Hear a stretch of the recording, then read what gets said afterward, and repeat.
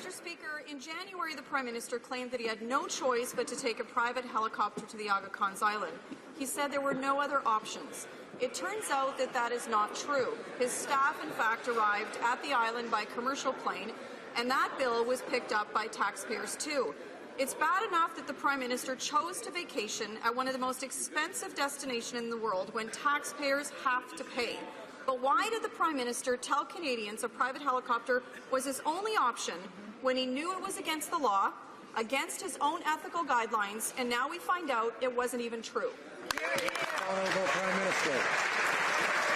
Mr. Speaker, as I've said a number of times in this House, this was a personal family vacation, and of course happy to work with the Ethics and Conflict of Interest Commissioner to answer any questions that she may have. The Honourable Leader of the Opposition. Not an answer. Mr. Speaker, that's not an answer to our question. This is not a conversation between him and the Ethics Commissioner. In fact, he told all Canadians publicly that, in fact, he had no other option. So the question is very simple. Why did the Prime Minister say he had no other option when, in fact, he did? In fact, his staff took the other option, which is a commercial flight. He knew taking this private helicopter was against the law. It was against his own ethical guidelines, and now we find out it wasn't even true. Why did he tell Canadians this if it wasn't true? Honourable Prime Minister.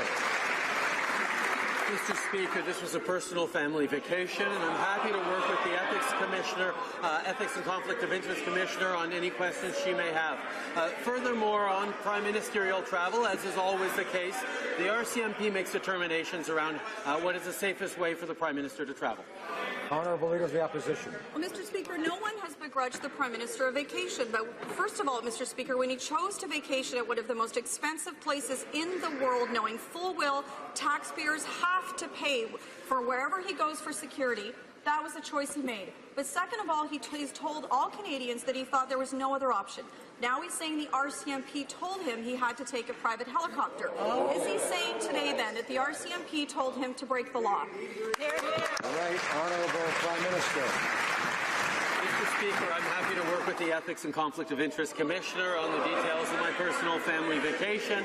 As I've said, the RCMP makes determinations around the safest way for the Prime Minister to travel. Honourable Leader of the Opposition.